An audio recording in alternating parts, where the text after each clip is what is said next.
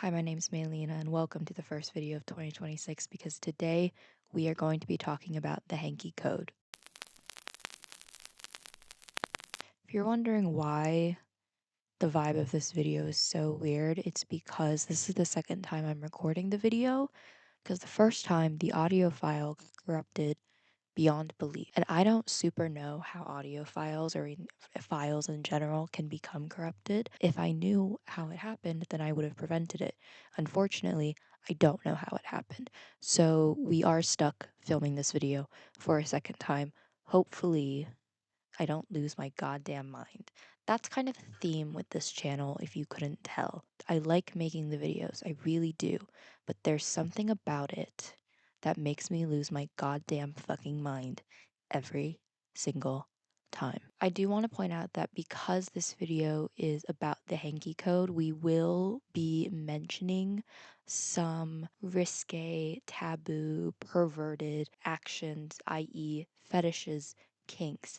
Will I be going into depth about what specific fetishes and or kinks are? No, I will not. That is actually how one gets flagged and blacklisted on YouTube.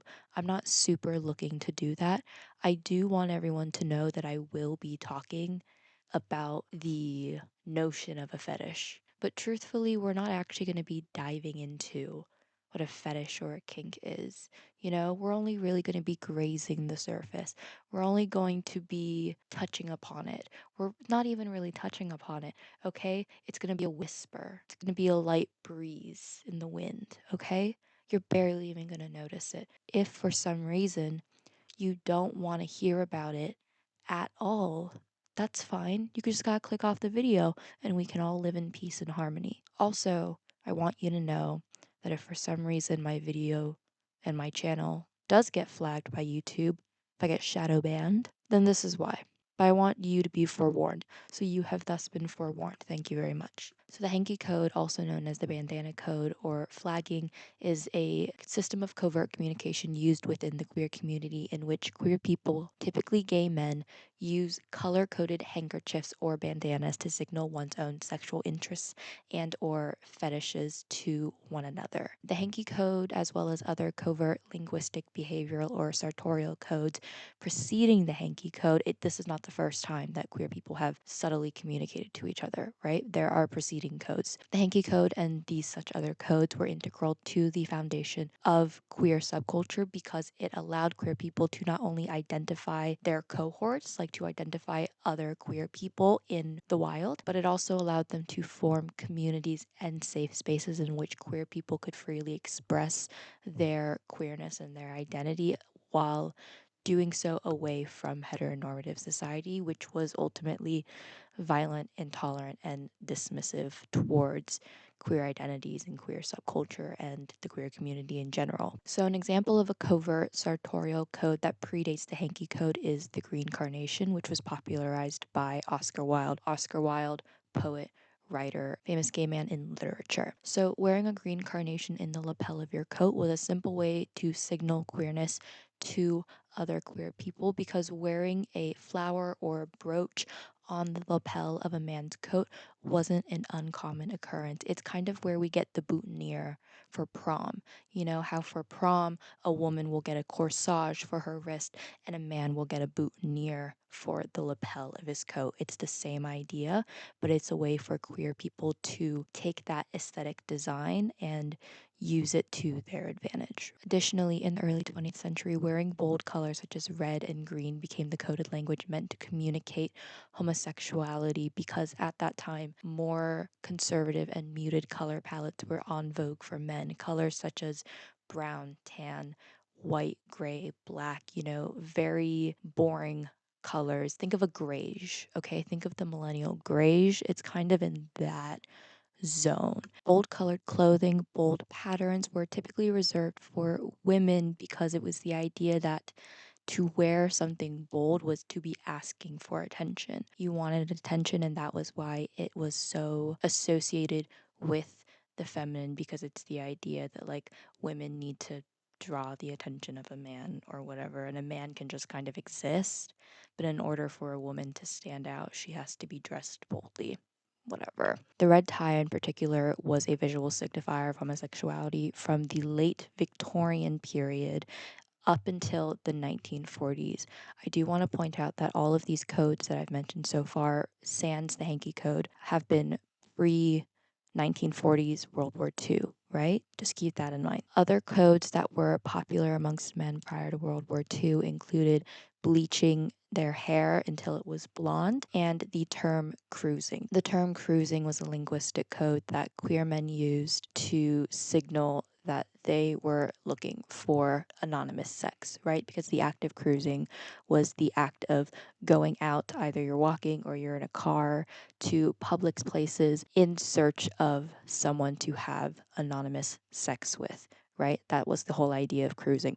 Obviously, there's the more modern usage of the term cruising, which is basically just driving for pleasure, for fun. But during this time period, the term cruising was used by queer men, queer people, to covertly communicate that you wanted anonymous gay sex. It's not that covert, I don't think, because as like an act, cruising was made illegal by local governments across the United States because it was so heavily associated with men having sex with other men, and not always necessarily queer men having sex with other men. Sometimes it could be straight men doing a weird power thing, you know? So the hanky code is particularly really interesting to me because not only did it allow queer people to signal their queerness to other queer people while still adhering to the contemporary fashion trends of heteronormative society, but it also helped masculine presenting queer men because even the 20th century and all the way back to the 18th century to history time, there was the stereotype of the effeminate gay man or the dandy. We still see this today. The dandy, if you don't know, it is the idea that all gay men are feminine presenting, emotionally sensitive, flamboyant, aesthetically driven, etc. And this isn't always the case. Like, you, even if you identify as a gay man, you may not identify with the dandy, so to speak. So the anonymity and the straightforwardness of the hanky code allowed for masculine presenting queer men to reclaim their masculinity, which is why, like, even outside of queer culture, even in like straight heteronormative culture, the handkerchief is often more associated with masculine activities like biker culture or mechanics or war veterans, even. Very masculine activities, very masculine professions that use the handkerchief for safety or for cleanliness or something like that, right? Before handkerchiefs were used as a flagging system, they were a practical accessory used in the mid to late 19th century among cowboys, steam railroad engineers, and miners throughout the western United States, especially obviously the rest of the United States as well. But we saw their usage and their popularity really kick off in the western United States because they were used, like I said before, to protect their faces from heat, dust, debris, etc. Because they're doing all of these physically labor intensive activities outside in the dust and the heat, and they needed a way to protect their faces. And that's what the handkerchief was used for. So it's believed that men began using colored handkerchiefs as a flagging system in the mid 19th century during the San Francisco gold rush, but they used it not as a way to signal their sexual preferences, but to signal to other men their dancing preferences because there weren't that many women in these gold rush settlements. Obviously, there were women in these gold rush settlements, you know, men who went to San Francisco for the gold rush, they would bring their families, but not every man who went there had a family that they could bring. You know, or maybe they just didn't want to bring their families. So let's just say for every one woman at a gold rush settlement, there were three men. And that ratio could be very problematic, like one woman to every three men, that could cause some issues. But for the purpose of this video and for the purpose of the history of flagging, the lack of women was especially dire because when you have a community, you are going to have community activities that the entire community is invited to and is expected to participate in, because if you don't participate in the community activity, then it was safe to assume that you were an outsider, and you don't want to be an outsider, especially in these tight-knit, close communities such as gold rush settlements. So some of these community activities were dances. They would square dance, they would line dance, they would do whatever the fuck they did. I don't know. And not only was it a community activity, but it was a leisurely activity that contrasted with the rough work of gold panning. Panning for gold, that's the word. I don't actually think panning for gold was that difficult, but the fact that there was such a lack of gold would have been rough for them. So they would need to dance as a way to blow off some steam of not finding any gold in the fucking river. However, because there weren't enough women, not every man who wanted to dance could dance with a woman, right? So the men developed a code amongst themselves in which the lead dance partner would wear a blue handkerchief on his left. Typically, it would be tied around the left arm, but sometimes it would also be tied on the left side of the belt buckle, or it could be on the left pocket, but typically on the left arm for easy visibility. The lead dance partner would wear a blue handkerchief on his left, and the follow dance partner would wear a red handkerchief on his right. Same thing. And that is where we believe historians, queer historians believe, that the hanky code as we know it today originated from. And if you don't know what I mean by lead dance partner and follow dance partner, imagine you're at your first middle school dance, right? And you don't know how to slow dance with somebody. So the girl in this situation, we're going to use the heteronormative standard because so the girl in the slow dance will put her arms around the guy's neck, right? She'll put her arms around the guy's neck like this, right? Just imagine he's really fucking tall. And then the guy in the situation would put his hands on the girl's waist like so, right? You can't really see my arm. Let's imagine her waist is right there. His hands are on her waist like so. They're leaving room for Jesus. They're keeping their arms straight ahead, leaving room for Jesus as the Lord says us so. But that's basically what I mean by lead dance partner and follow dance partner. So the contemporary definition of the hanky code, in which gay men would wear colored handkerchiefs to signify their sexual preferences and fetishes, originated in the 1960s and 70s amongst gay urban leather scenes in either New York or San Francisco, which are the two US cities where all queer culture seemingly originates from. Genuinely, if you are curious about any kind of American queer culture, be forewarned that 99.9% of the time it will originate from either New York or San Francisco.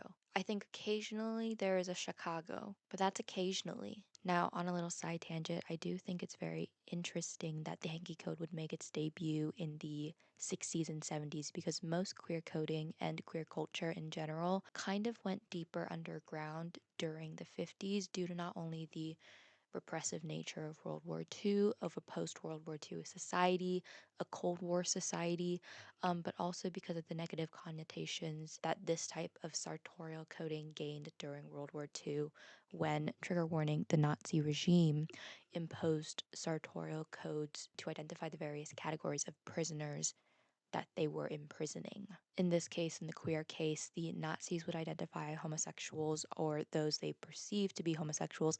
They didn't need proof that they were gay.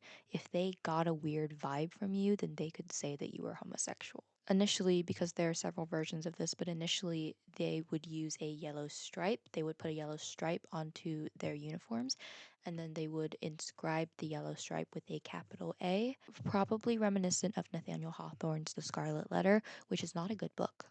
Or they would also use a large black dot. They would put a large black dot on their uniform, and then they would have inscribed in the large black dot the number 175, because I guess that was a reference to a specific section of German sodomy law. Sodomy, by the way, is anal sex. The most famous symbol used by the Nazis to identify queer people was the inverted pink triangle. That symbol was later reclaimed as a proud symbol of queer identity. I believe it was reclaimed in the 80s during the AIDS crisis, but I actually didn't do any research on that particular fact, so if I'm wrong, then I'm wrong. Anyways, during the 1950s, it was a huge era for American patriotism. We were getting back in the grind of what it means to be American.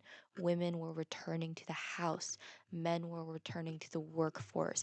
Everything was suburban and nuclear and beautiful, and everyone was conforming. That was a big thing about the 50s. It was the idea of conforming to the American way, to be a good patriot, to be a nationalist.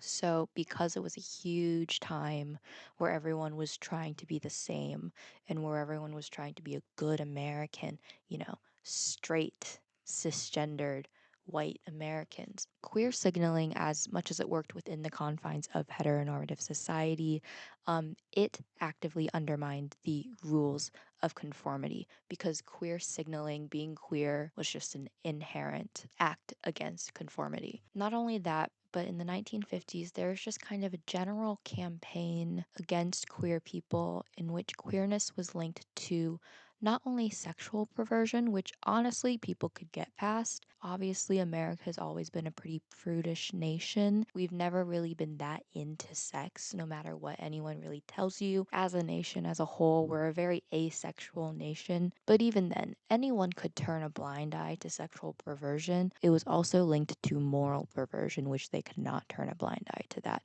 We're very Victorian in that way, right? The Victorians were all about morality and goodness and linking your actions with morality and whatever and blah blah blah.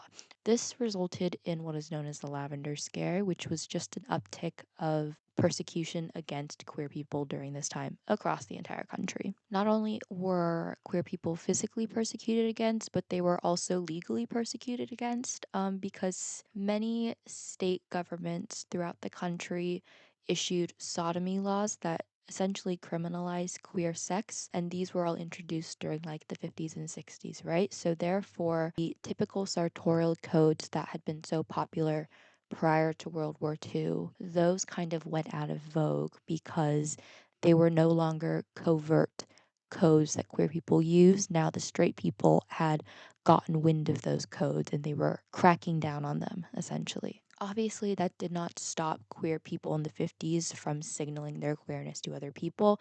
It just required them to come up with new signals that heteronormative society couldn't identify, that they didn't know about, really. They needed new ways of hiding in plain sight. Do you remember how I said earlier that the hanky code allowed for masculine presenting queer men to reclaim their masculinity because the handkerchief, in and of itself as an accessory, was most often associated with masculine activities? Well, that stems partially from the 1950s, this age of conformism, when queer men adapted the working class culture and biker culture into the new queer subculture, especially biker culture, because biker culture became very big during the 1950s. Like, biker culture really made an impact on the masculine American mind. If you were a teenage boy, if you were a young man who wanted to prove his masculinity, then you emulated biker culture. You know, The Outsiders by S.E. Hinton? They're not bikers necessarily, but the way that they are described, the greasers, I'm talking about the greasers, I don't give a fuck about the socias, but the way that they're described, the slicked back hair, the leather jackets, the tough attitude, that is sort of reminiscent of biker culture. The leather jacket especially became a symbol of rebellion and rugged masculinity and fraternity amongst both straight men and gay men. Like, any type of man, straight or gay, could wear a leather jacket and could be cool and tough and suave, and they could swagger like a man. For queer men especially, the leather jacket and biker culture at large allowed them to embrace their masculinity in the same way that dandyism allowed feminine presenting queer men to embrace their femininity. It was never about erasing the idea of the dandy, erasing the idea of the effeminate gay men.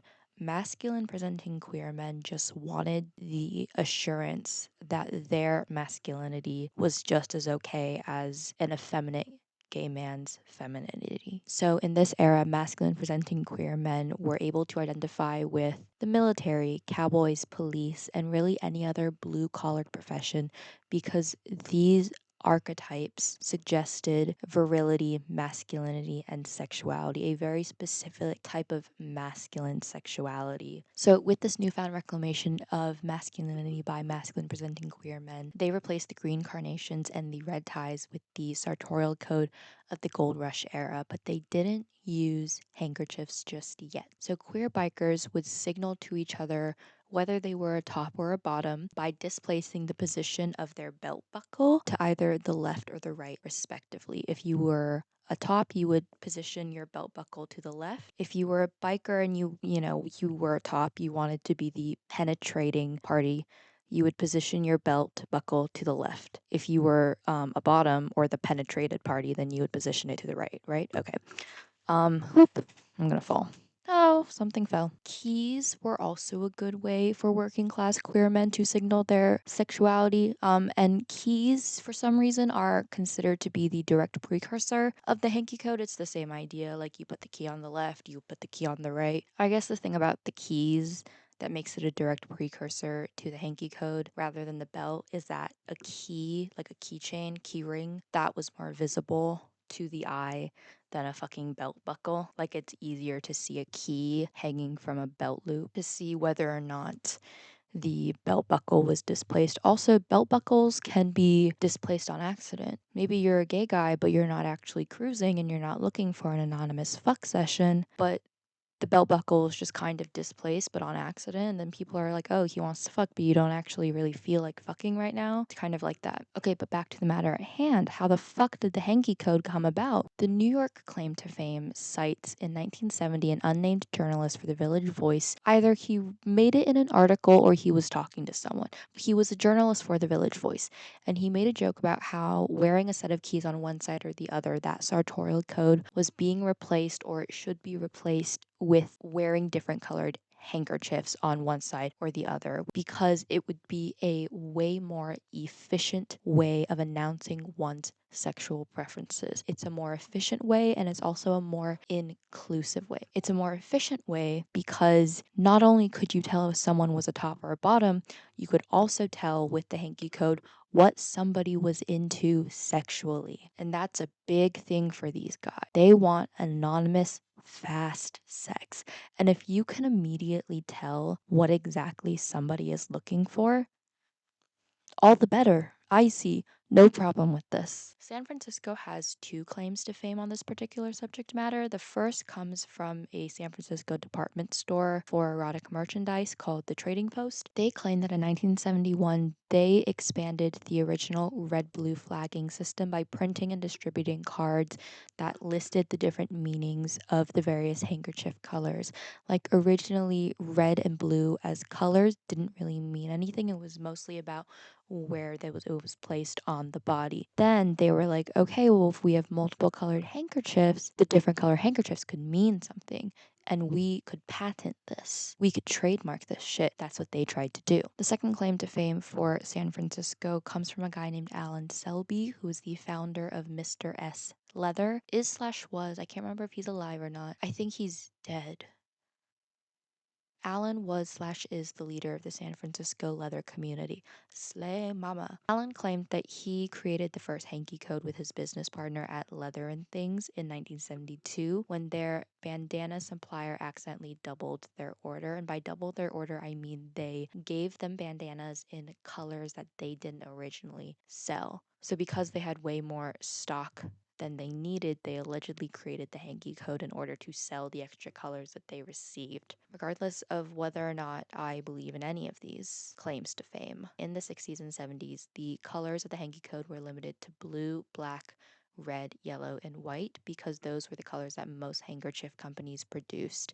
I believe they were able to produce more colors, but I think those were the popular ones. But in the 1980s, with the advent of new colors and the discovery of new fetishes and such, the hanky code was expanded to include a wider variety of colors and illicit activities. So the problem with this is that nowadays, because there are so many colors and so many goddamn fetishes in the hanky code appendix, It's a long list. No one in their goddamn right mind is willing to propose a definitive hanky code standard that is inclusive of all colors, fetishes, etc. And no one is willing to do this because it's virtually impossible, especially when you take into account the fact that there are regional differences regarding the specifics of the hanky code. Like, depending on whether you are in the West Coast, the East Coast, if you're in the Midwest, if you're in the South, if you're from an urban area, if you're from a rural area, like there are going to be minute regional differences for the colors and their meanings. And like the standard original colors, red, black, blue, white, yellow, those have their assigned colors that everyone recognizes because those are the original colors. Those have not changed as far as I can tell. I'm 99% sure that they have never changed. But apricot? Robin's egg blue? Absolutely not. Some people have valiantly tried to create the definitive list of what each color means. Bob Dameron's address book, which was/is an in-depth book published annually. I couldn't exactly get a definitive yes or no on whether or not it's still being published, but it's a book listing all of the gay bars, clubs, spaces, communities, etc. that Bob Dameron, then eventually the team at Bob Dameron Enterprises, because Bob has since passed, RIP Bob, it lists all of the gay bars, clubs, spaces, communities, etc. that Bob and his team have visited throughout not only the United States, but also around the world. You can find specifically the 1998 edition on Internet Archive. It's very cool. But beginning circa like 1980 or something, Bob Dameron's address book published a yearly chart for the hanky code that would get updated every year with new colors and fetishes and whatnot. So they did try. Who also tried? Larry Townsend, who's best known for his 1972 book, The Leatherman's Handbook, which helped introduce and popularize BDSM and kink culture to the general public. He published was considered to be the authoritative hanky code list in 1983's The Leatherman's Handbook 2. It's a sequel to The Leatherman's Handbook. You can also find this one, you can find the sequel on the Internet Archive as well. And when I do say authoritative, I do mean that many queer historians and queer scholars consider it to be, and also like old queers, they consider it to be the authoritative list.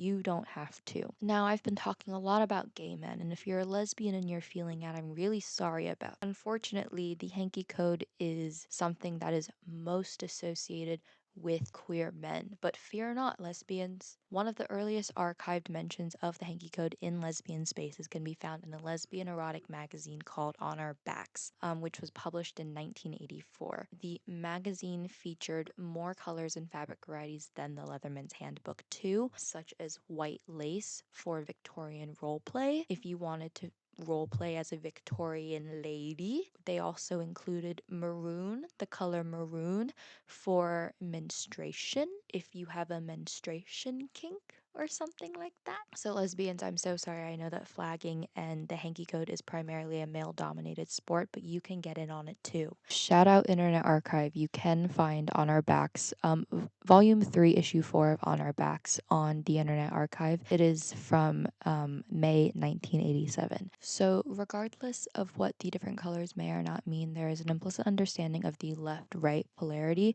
in which wearing the hanky on the left side indicates that you are a top, dominant, or active partner, and wearing the hanky on the right side indicates that you are a bottom, passive, or submissive partner. That polarity has never changed meaning. It's always been, if you're a top, you're a left. If you're a bottom, you're a right. Now, this is the part of the video where I might get flagged or shadow banned from YouTube, because this is the part where I'm going to tell you from a non-definitive list what each color of the hanky code means. I'm getting this list from the Onyx New York Northeast website. Okay, so Onyx, I'm reading this directly from their website. So if I get a plagiarism claim, I love you.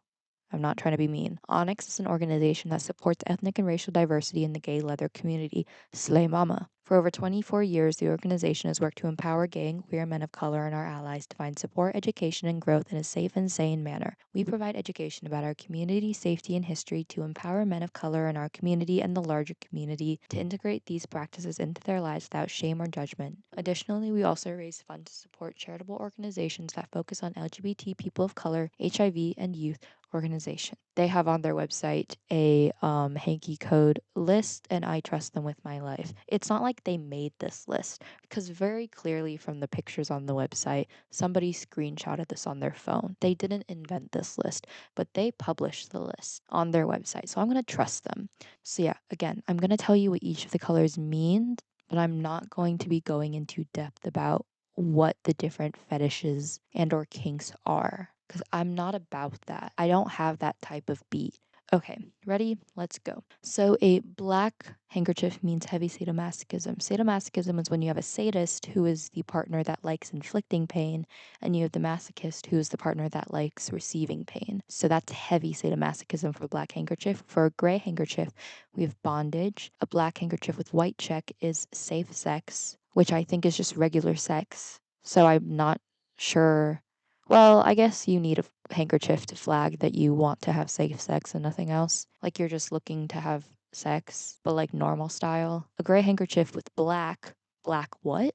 I don't know. A gray handkerchief with black means light sadomasochism. So there's heavy sadomasochism and there's light sadomasochism, and you better get it right. A gray flannel handkerchief is a handkerchief made out of flannel. Sure. Is a suit kink, as in one partner wears the suit, like a 3-piece suit or something like that. Maybe it's just a 2-piece suit. I don't know. A black handkerchief with white stripes means you want to have sex with a black person.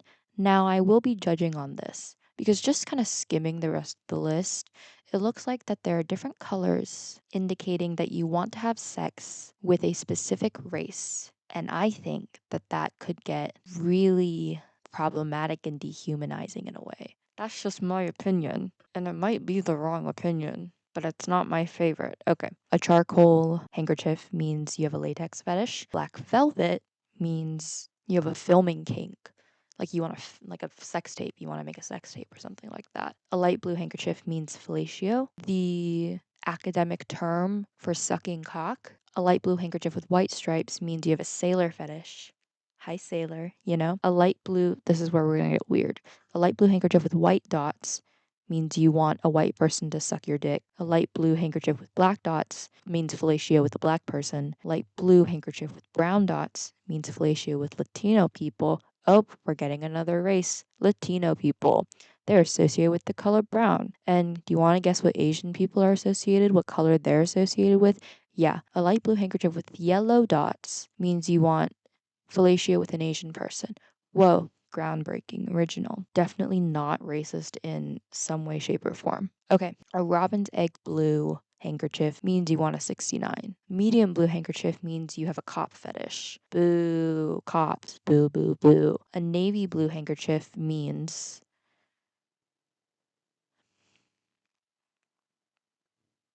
wait, but that isn't that the same as the gray? No, not gray. Okay, wait. Okay, okay. Okay. Here's how I'm interpreting this. Okay. Navy blue handkerchief means regular anal sex. You just want to have regular sex. Nothing fancy, nothing special, nothing different about it. You just want to have regular ass anal sex. And then I think, going back up to the top of the list, a black handkerchief with white check, safe sex. Does this mean that we are including condom? Is this indicating the usage of condom? I want to have sex with you, but please wear a condom. Something of that sort. Or I want to have sex with you, but I will be wearing a condom. Is navy blue implying, hey, we're going to be doing this raw? I don't know. I'm assuming that's what that means. Please don't flag me. Air Force blue handkerchief means you have a pilot fetish. Teal blue means cock and ball torture. Red means fisting. Red with white stripes means you have a shaving kink. Red with black stripes means bear, and I don't mean the animal, I mean the man. Because you know how, like, a twinkish, small, hairless man is sometimes referred to as an otter, and then the opposite of an otter is a bear, and that's typically like a bigger, stockier, maybe taller, hairy man. That's a bear. Not the animal, it's the hairy guy. They want to have sex with a hairy guy, or you are a hairy guy. Red gingham is park sex. Sure. Maroon means you have a blood fetish. A dark red handkerchief means two-handed fisting. So a true red handkerchief is a single-handed fisting. It's one hand. I'm sorry. I'll put that down. Dark red, in contrast, is two hands. You're putting two hands up there, gaping, wide open. My God. A light pink handkerchief means dildo usage. Dark pink is tit torture. Ooh, we're getting to tit torture. Magenta handkerchief means you have an armpit king fetish. Whatever. Purple is piercing. You have a piercing fetish. A lavender handkerchief means a drag queen. A yellow handkerchief means water sports. Pale yellow means spitting. A mustard yellow means that the top is hung, as in they have an 8-incher or bigger. Gold means threesome. Yellow with white stripes means you want to have sex with an Asian person. Gold lame. Lame is that type of like metallic looking fabric. That's lame. So gold lame means you want a muscle boy. You are a muscle boy. I think a muscle boy is like a bodybuilder. An orange handkerchief, this is the one that kind of pisses me off. Because if you're wearing an orange handkerchief on the left side, then that means you're looking for any type of sex. You're just open to all kinds of sex at any time. If you're wearing an orange handkerchief on the right side, that means that you're not looking to have any sex, you're just cruising for the fun of it. You're browsing the merchandise, but you're not shopping. You're just looking around. The fuck is that? What's the point of that? Anyways, an apricot handkerchief means, how do I say this in the least fat phobic way possible? If you wear the apricot handkerchief on the left side, then you are chubby, fat, perhaps. If you wear it on the left, nope, if you wear it on the right side, then you want to get fucked by someone who is fat. I'm assuming that's what that means. Comment down below if you know. A coral colored handkerchief means you have a toe fetish. A rust colored handkerchief means you have a cowboy fetish. Kelly green colored handkerchief means a hustler, a rent boy. You either are the hustler or you want to fuck a hustler or something like that. A hunter green handkerchief means you have a daddy kink. A drab olive handkerchief means you have a military kink. A lime green handkerchief means, what does this mean? Okay, let me read this out to you.